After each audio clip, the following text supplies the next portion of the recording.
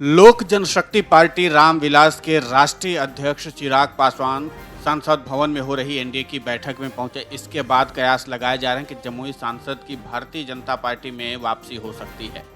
हालांकि चिराग ने इस बारे में सफाई देते हुए कहा कि मैं राष्ट्रपति चुनाव की तैयारी के लिए एनडीए की बैठक में शामिल हुआ था, क्योंकि मैं द्रौपदी मुर्मू का समर्थन कर रहा हूं। इसका मतलब ये नहीं है कि मैं एनडीए का हिस्सा हूं। संसद का मानसून सत्र शुरू होने से पहले इस पर चर्चा के लिए रविवार को केंद्र सरकार ने सर्वदलीय बैठक बुलाई। रक्षा मंत्री राजनाथ सिंह की अध्यक्षता में यह बैठक हो रही है।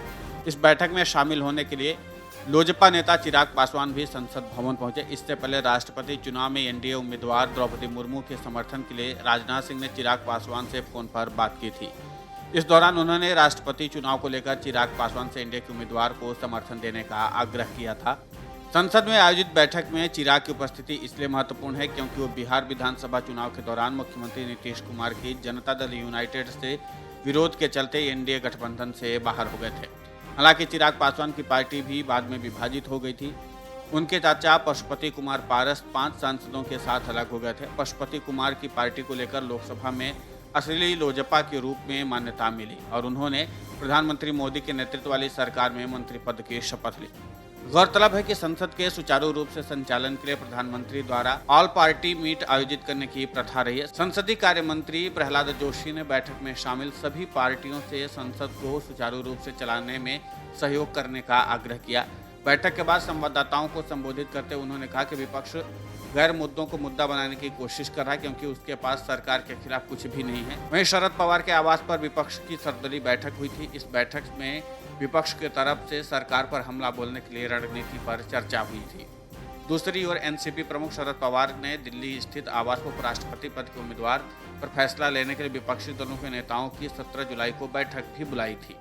बैठक में कांग्रेस नेता मल्लिकार्जुन खड़गे, माकपा नेता सीताराम येचुरी, शिवसेना नेता संजय राउत और अन्य नेता मौजूद रहे। सरकार द्वारा बुलाई गई सर्वदलीय बैठक के बाद विपक्ष ने ये मीटिंग बुलाई थी। इस बीच कांग्रेस ने अन्य विपक्षी दलों को पहले ही सूचित कर दिया है कि प्रमुख विपक्षी दल कांग्रेस अपनी पार्टी से उम्मीदवार नहीं उतारेगी। कांग्रेस का कहना है कि फिलहाल पार्टी से कैंडिडेट को लेकर विचार नहीं कर रही है। हालांकि यहाँ पर देखने लायक बात यह होगी कि चिराग पासवान के अपनी पुरानी तलखी को भुलाकर घर वापसी कर सकते हैं या नहीं, क्योंकि इसके पहले कई बार उन्होंने एनडीए को लेकर अपना दर्द बयां किया था और असंतोष भी जाहिर किया था।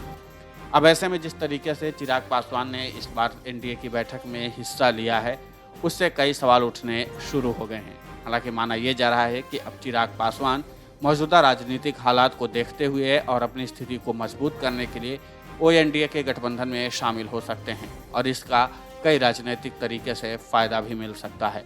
Video desk अमरउजाला.com। डाउनलोड करें अमर उजाला ऐप और पाएं खबरें लगातार। अगर आप ये वीडियो YouTube पर देख रहे हैं तो हमारे चैनल को सब्सक्राइब करें और बेल आइकन को दबाना ना भूलें। अगर आप Facebook पर ये वीडियो देख रहे हैं तो हमारे पेज को लाइक करें।